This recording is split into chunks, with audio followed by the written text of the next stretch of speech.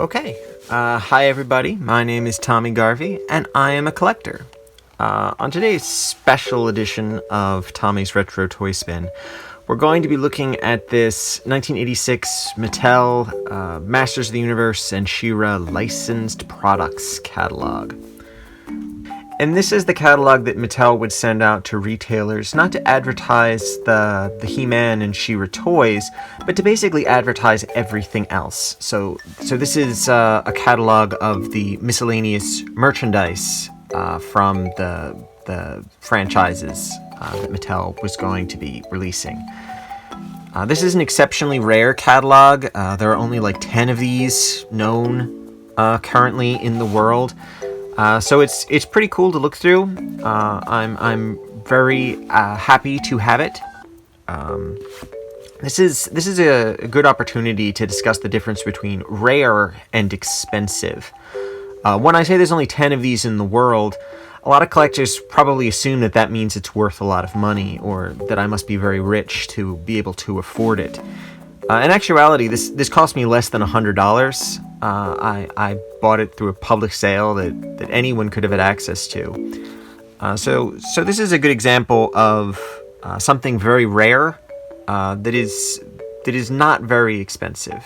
There's cool stuff out there that you can add to your collection without breaking the bank. You just need to look for it. Let's flip through it and see what they were going to offer in 1986. Our opening page is the table of contents. Shows children walking towards Grayskull. The machine guns, the laser guns on the turret are not a deterrent. Apparently, the kids are just walking towards it heedlessly, except for that kid who's just staring off into the abyss for some reason. The introduction says, building on 5 incredibly successful years, the popularity of the He-Man and the Masters of the Universe line continues strong, with more than 125 million figures sold to date and a market penetration of 77% with boys aged 3 to 10. Introductory year 1985, She-Ra, Princess of Power, He-Man's twin sister to He-Man, has captured the imaginations of millions of young girls 4 to 10. Together, these two toy lines represent tens of millions of dollars in year-round television advertising for Mattel. Together, they form television's syndicated Power Hour in more than 85% of the United States, with their animated shows back-to-back in most cities 5 days a week. Through this catalog of licensed products, we invite you to follow the children and explore the many ways you can bring this power to your retail department in 1986. 87 was a particularly bad year for the line, and I believe in 86 the Filmation cartoon stopped airing new episodes, so that is an odd introduction for this book. The first section is toys and electronics. It shows children, I guess, walking through Grayskull. There's that same weird kid again, only this time he's staring at the roof. I don't know what his deal is. I suspect he's fake, or like I think he's evil, working for Skeletor. There's a treasure chest of MOTU items and a particularly sinister looking He-Man watching the poor children. First page has electronics, cameras, flashlights, that kind of thing. Plastic pinball machine, light bright. Next page has the full line of Viewmaster products. They put out a lot of Viewmaster products in the 80s. I think I had most of them. I did not have the talking Viewmaster, though. I probably would have liked it, but I didn't know it existed. Again, I was 4. Banks. The inflatable power sword. That's pretty neat. There's the role play items. I liked those as a kid. I had the sword and shield. I thought they were great. I'm particularly fond of the Hordak, though. I think the Hordak, maybe it's the collector in me. I don't see the Hordak as much, but I really like it. The headphones, cassette players, the telephone system, the radios, a bunch of different vintage radios, the record player, walkie-talkies, the voice action playset. I am not familiar with that. I don't know what it does. The sliding puzzle, the pinball game. If you know what the voice action playset does, tell me in the comments, because I have no idea and I want to know.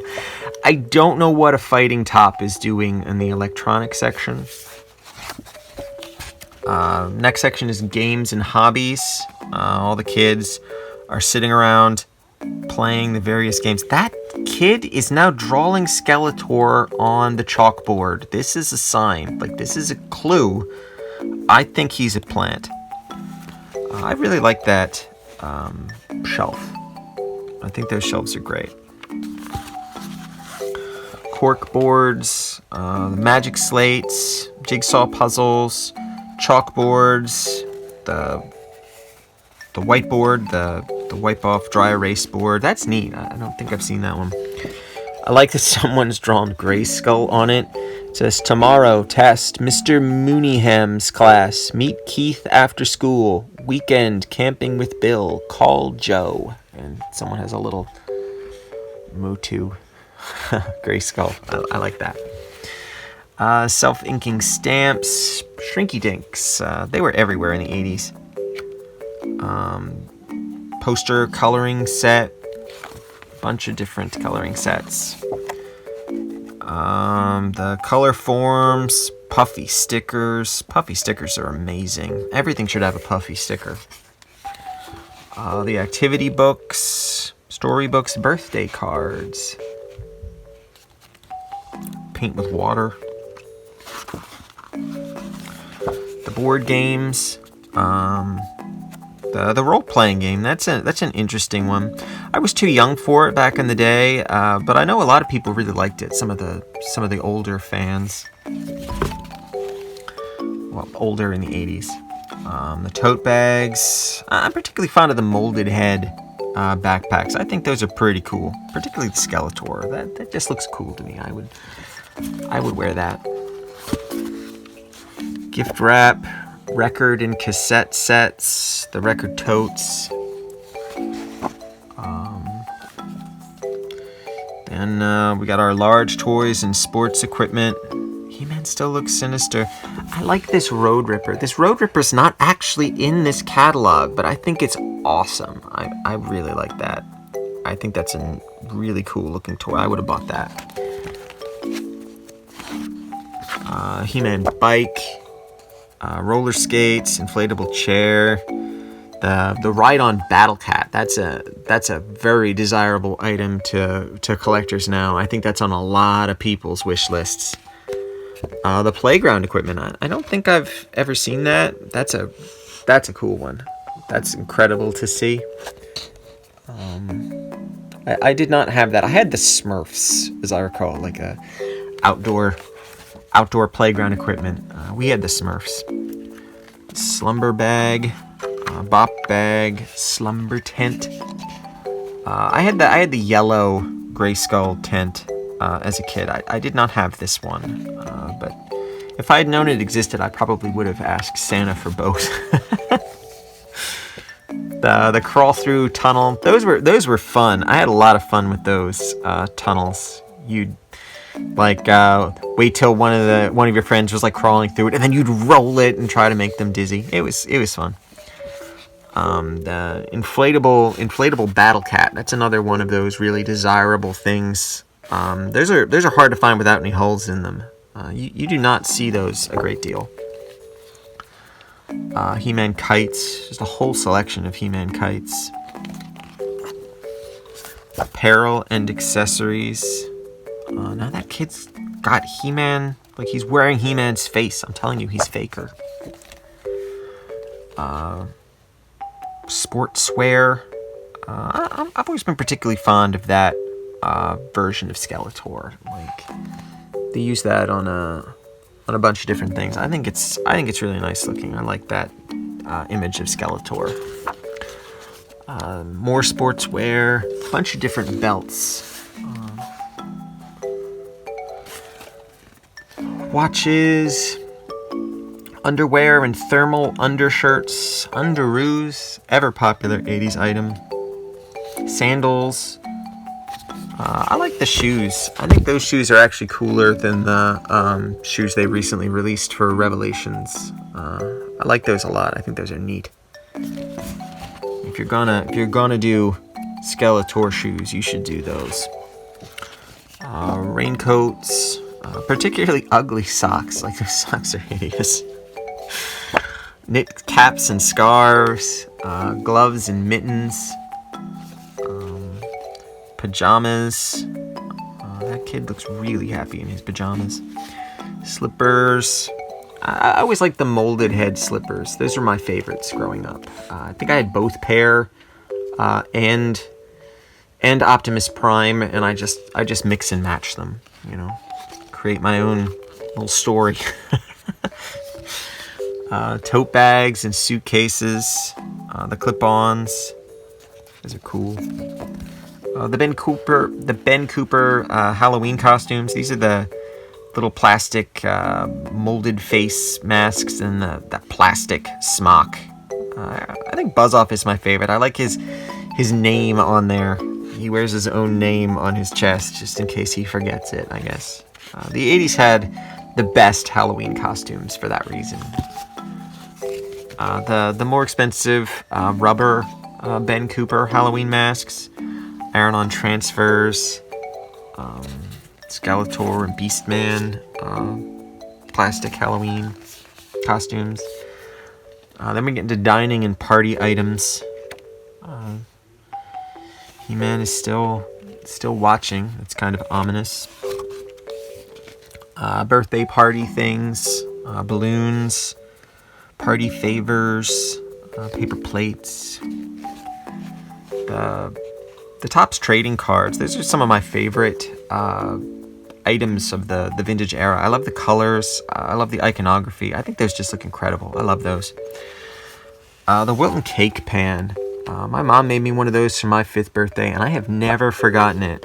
I think that's great. The Drink Master. I don't think I've ever seen a Masters of the Universe drink machine, but now I think I need it in my life.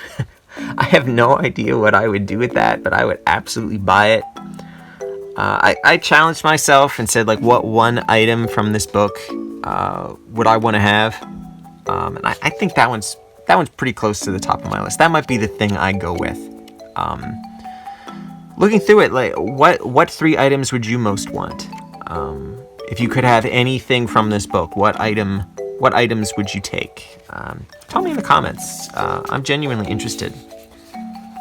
Lunch bags, the plastic dinnerware, the glasses.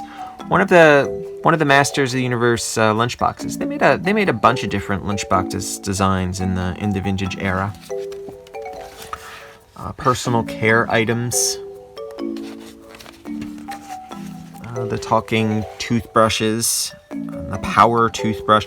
I did not know there was a Skeletor toothbrush when I was a kid. I went with Optimus Prime, but I probably would have gone with the Skeletor had I known that was an option. The toothpaste topper, the bubble bath.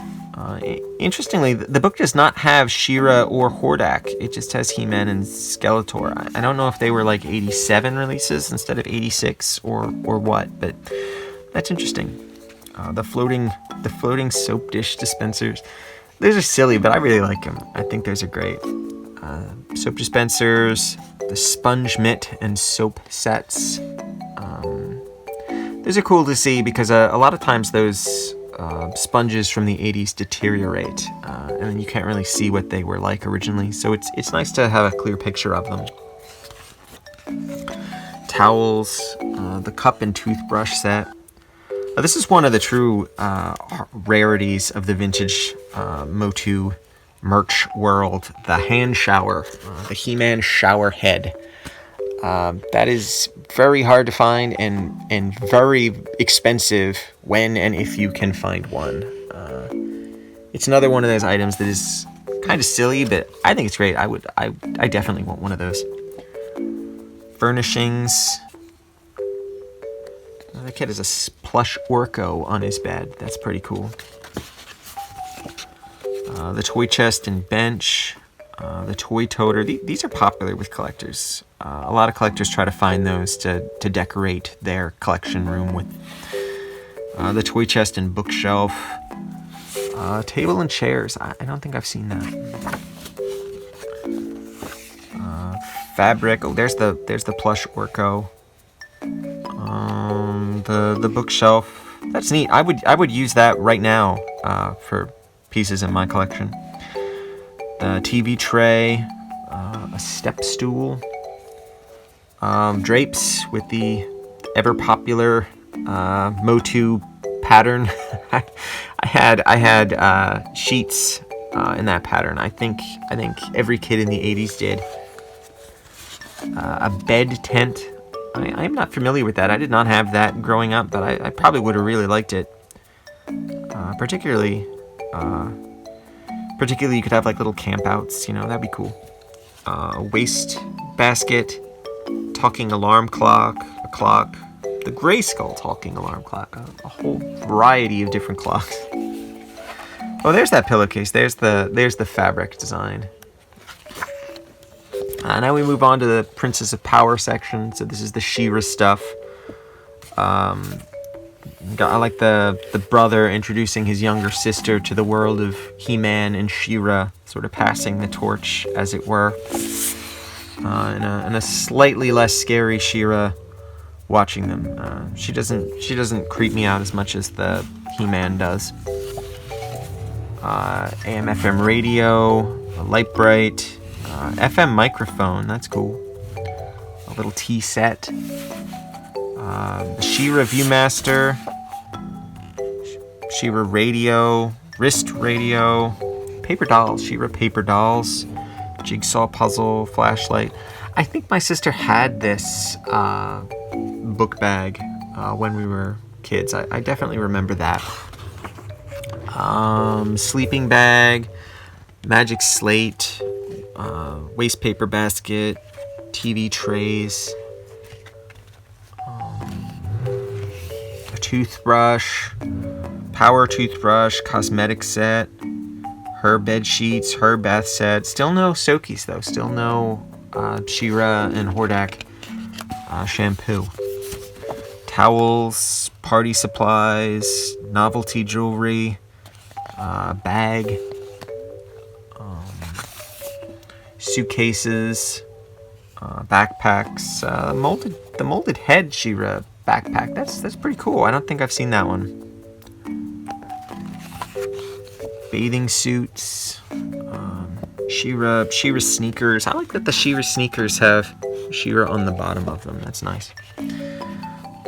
Nightgowns, She-Ra pajamas, She-Ra t-shirts, She-Ra nightlight, She-Ra blanket, She-Ra fabric. I like the comic book fabric. That's pretty sweet. I don't think I've seen that. I like that.